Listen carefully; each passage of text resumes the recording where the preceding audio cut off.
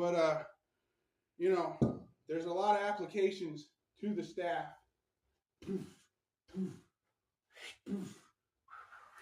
I would never do that, by the way. What I just did, the letting go, that's what will happen. I don't care how fancy you are.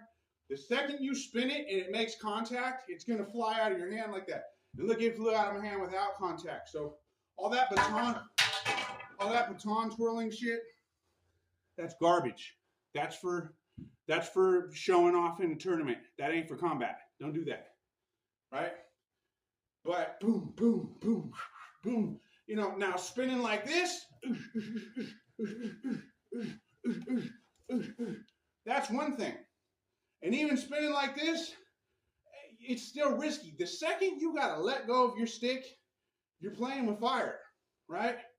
But certain spins, boom, you know, some of that.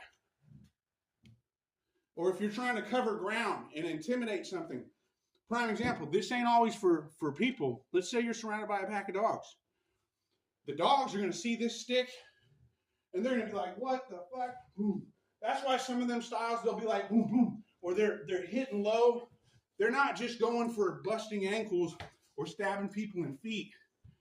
You know, because back in the day, you know, how many times have we heard stories about got mauled by a bear, mauled by a dog, mauled by a, you know, people are like, oh, you're not fighting a bear. It's not always mama bear, motherfucker, right? And even then, a well-placed shot to the eye, who knows? It might give you a chance to zigzag between some trees.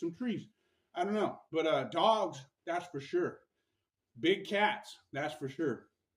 Unfixed cats, they can be aggressive. We've seen it, you know. Remember that movie Strays? They should do a remake. But what was the moral of the story?